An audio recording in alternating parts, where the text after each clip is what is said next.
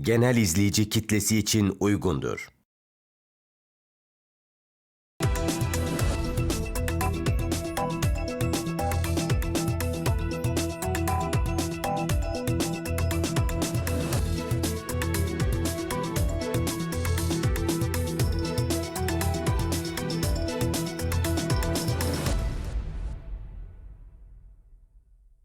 Saat Farkı'ndan merhabalar. Farklı bölgelerden, farklı ülkelerden konuklarla farklı perspektiflere yer vermeye çalışıyoruz. Bölgesel ve küresel meseleleri anlamak adına dünyayı Ekotürk ekranında buluşturuyoruz her hafta. Bu hafta ABD'ye uzanacağız. ABD'nin 35.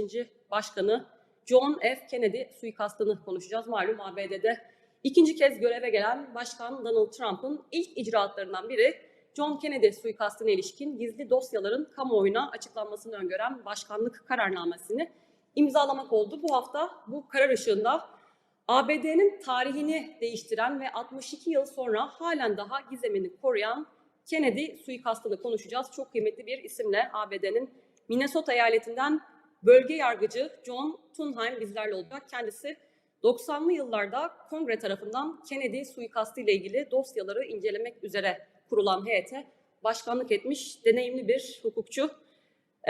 Your Honor, Mr. Judge Tunheim, thank you very much. Welcome to my show and thank you very much for joining us today. Thank you. Glad to be here. Thank you very much. Well, Mr. Judge, we have a lot to talk. And, as you can imagine, Turkish public may not be fully familiar with the details of the assassination and later on the conspiracy theories and everything as much as the Americans.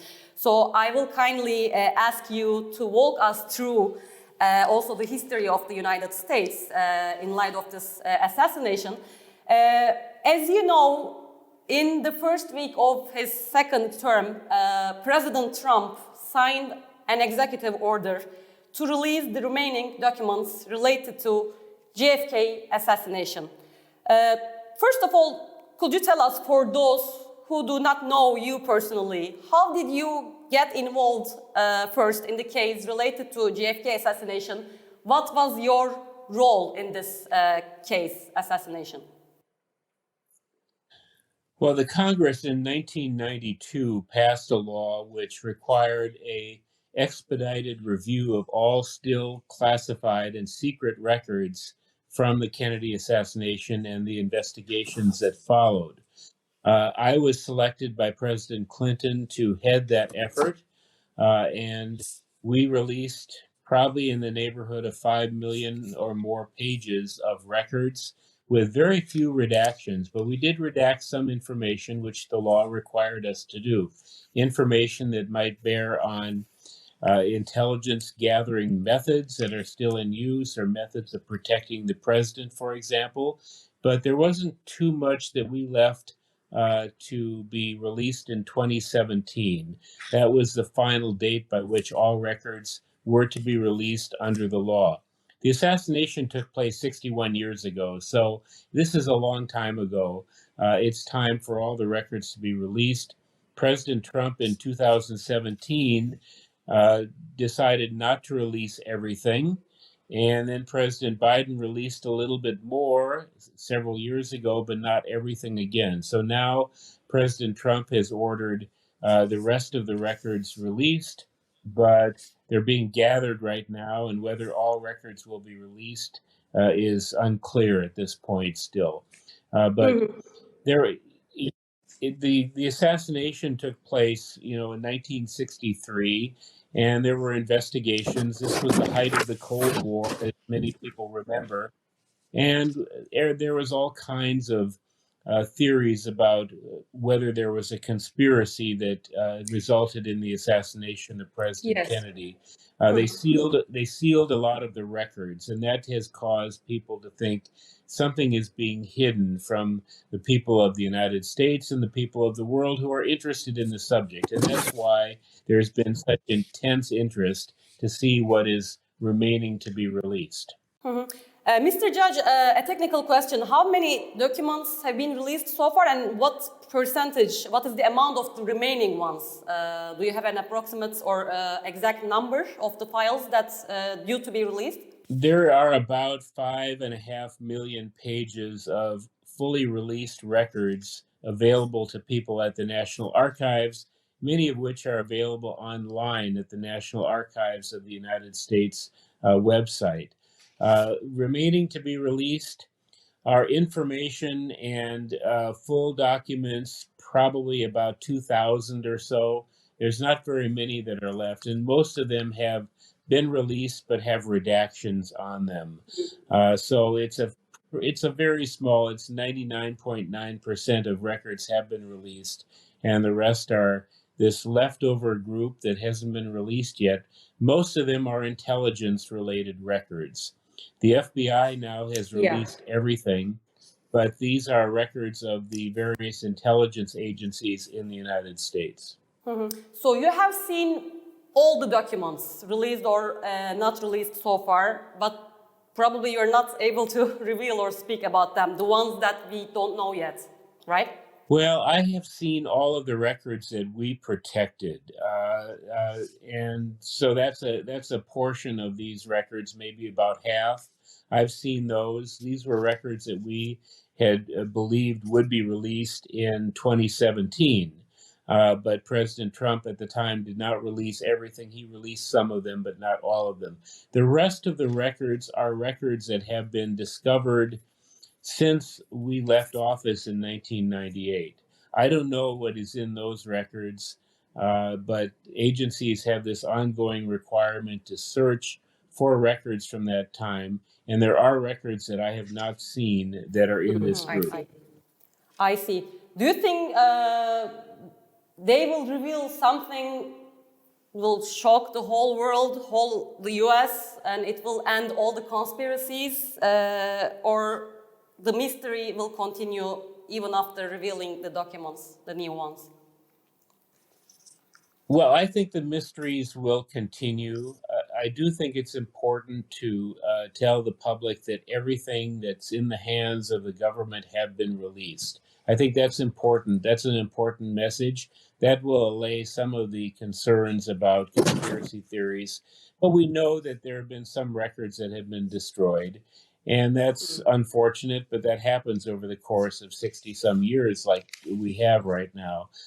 So I don't think this will eliminate all the conspiracy theory ideas. Maybe they will spark more. I don't know. I mean, everyone's interested and focused so much on the CIA right now, and that's to be expected as they had extensive investigation. So will there be a smoking gun in these records? I don't think so. Certainly nothing that I have seen. But there are other records that have been discovered and should be released, and let's see what they show. Mr. Judge, as you also pointed out, President Trump previously also said he believes that the CIA is behind it. So you also point out in his first term, Trump decided to keep some of the documents, but now in his second term, he decides to reveal all the remaining documents. So what is different this time? How was the previous governments and presidents handling of this case? And what is different this time under Trump 2.0? Because some people say that it is due to Trump's inner struggle with deep state institutions, particularly CIA. So what is the timing telling us, and what is different this time? Well, I think it seems like the president is more motivated now than in 2017 to release the records. But what happens is that he wants to release the records. President Biden said the same thing. He wanted to release all the records. But then officials from the CIA come to the White House to brief the president, and they say, well, you can't release this because it'll disclose something about an intelligence gathering method we're currently involved in, and that would be detrimental to the country. And then the president relents and says, well, then I better not release those records. I'm hoping this time that that doesn't happen, that the briefers will tell President Trump about what's in the records, but he'll say, I want to release the records anyway, because it's time, 61 plus years after the assassination, to make sure that all records are released. I hope that will be his position this time. It seems to me that he's more motivated to release the records, especially since he signed this order on the first day of his administration. So do you think who are the most concerned people or institutions that the documents could reveal? It could reveal some secret relationships with foreign countries, foreign agents. Who would be the most concerned ones this time, do you think? Is it CIA or what? I think it is the various intelligence gathering agencies of the United States government, including the CIA. I mean, I think that some of the information we released, we protected back in 30 years ago, was information that bore on our relationships with a number of foreign governments. I don't think in this era right now that's relevant anymore. So many things have changed in the world since the 1990s, and I don't think that those concerns are relevant anymore. We clearly thought that those documents would be released in 2017, and that's a catch of part of these records is records bearing on relationships with foreign governments. But I think that the primary concern right now is that the documents will reveal some type of intelligence gathering method. Now, there are researchers that believe that the records will bear on CIA culpability relative to the assassination.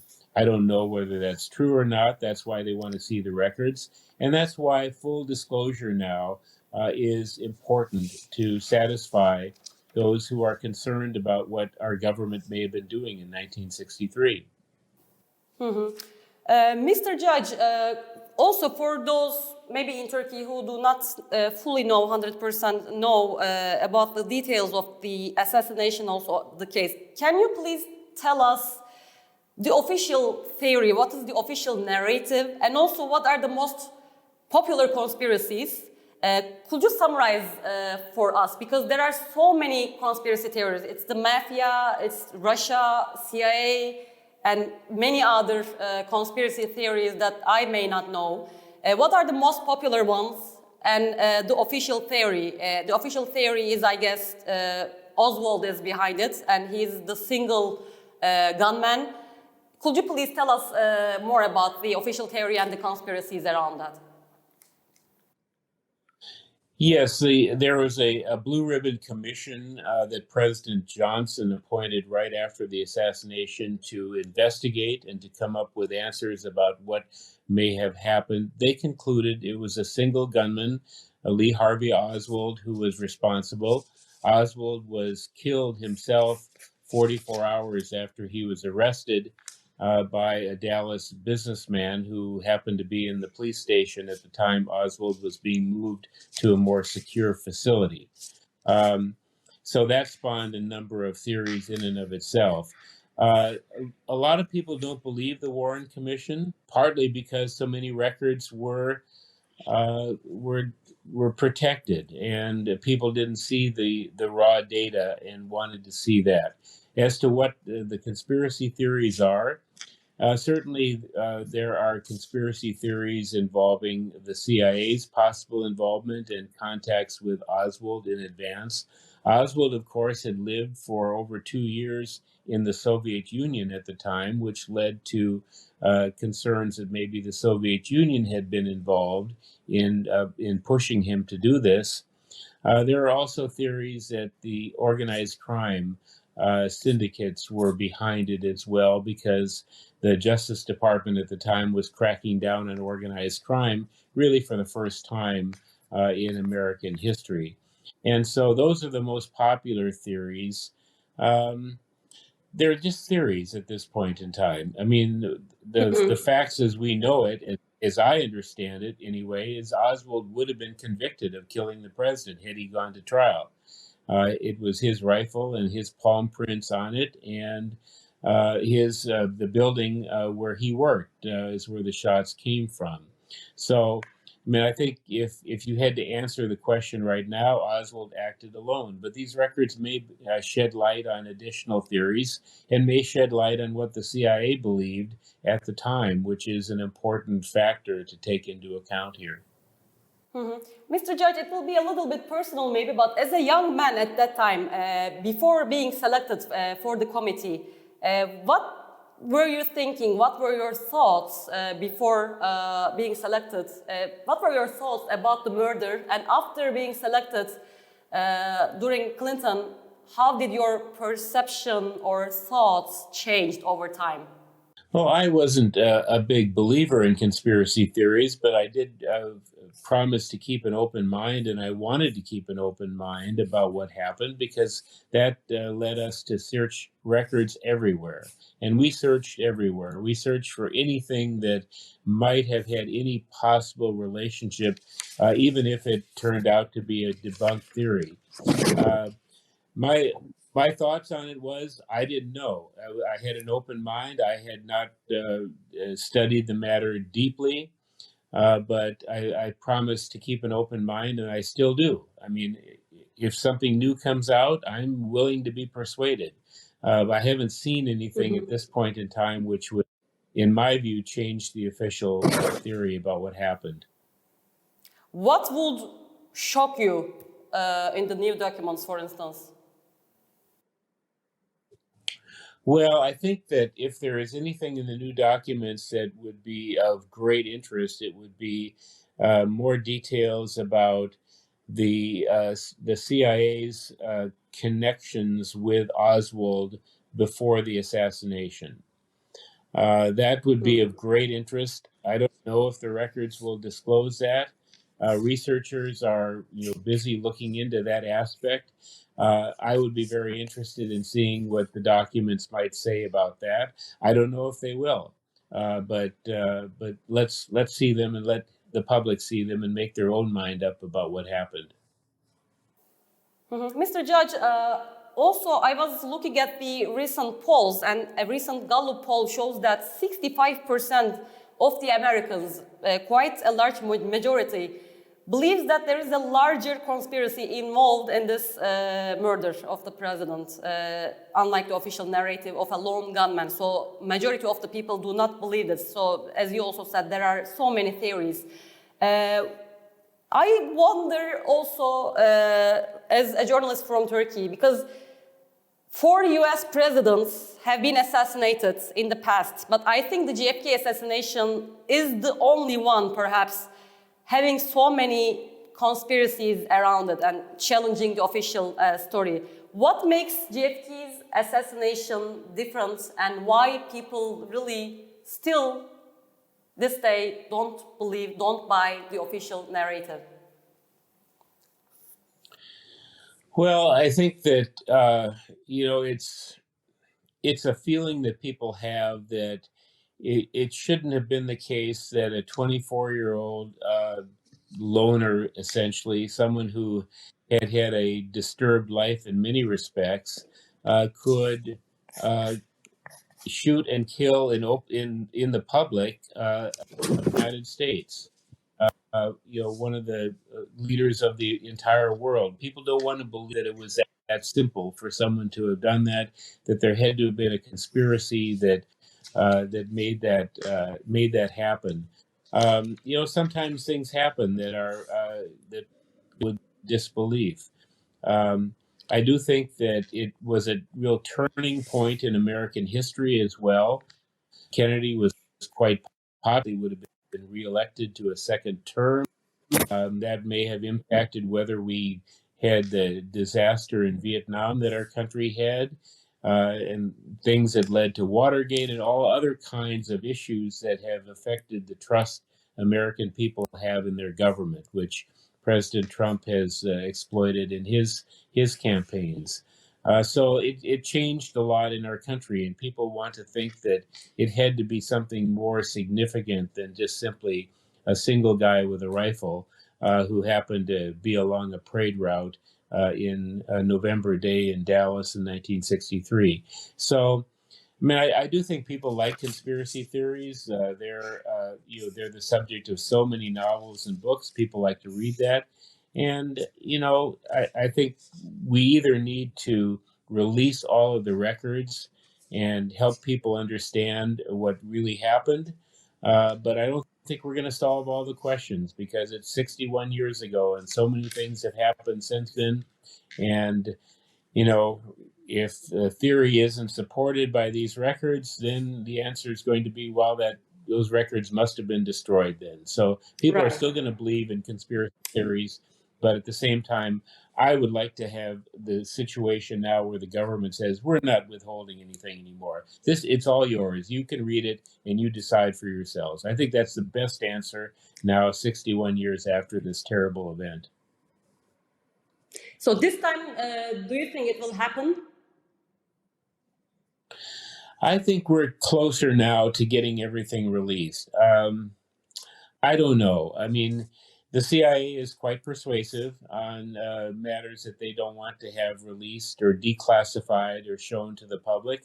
The question will be whether they can persuade the president this time that there should be some additional redactions or protected information. I hope the answer is no, because this is such a significant event. And I think that the American people, and indeed people of the world who are interested, deserve to see everything.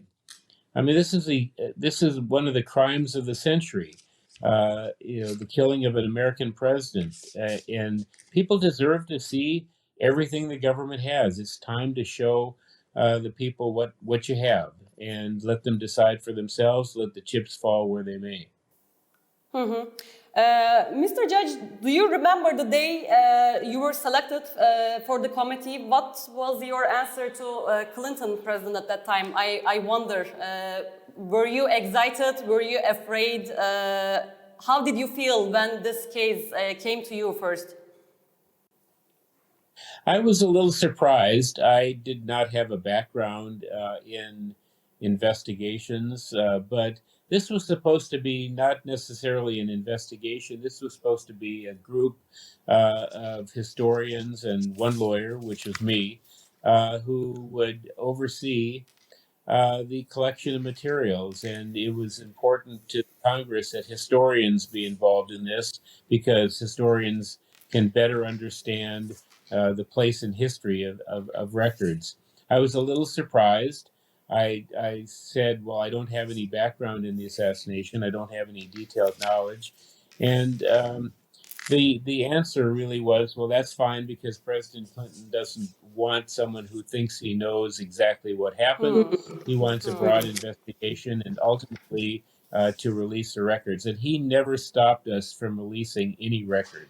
He was very supportive of this effort, and he deserves credit too for so many of the materials being released between 1994 and 1998. One final question to summarize and to sum up the things that we already discussed, but the new documents, do you think, are more likely to reveal details about intelligence failures or something else rather than a concrete evidence of a conspiracy? I wonder, I mean, after revealing documents, are we going to have a concrete answer to the question, who killed President Kennedy and what happened exactly? Yeah, I don't think we're going to have a final answer that will satisfy the majority of the people. Some people will say, well, now the government records are all released, so there really isn't anything more to discover. But I think we're going to see in the records, information about, shady activity by intelligence gathering people, which was typical of that time in the 1960s. We're going to see things that perhaps are embarrassing to intelligence agencies, but I don't think that we are going to see a concrete answer. This is exactly what happened. We're going to have to piece it together from everything that we see. So as you said earlier, people will continue to believe what they want to believe.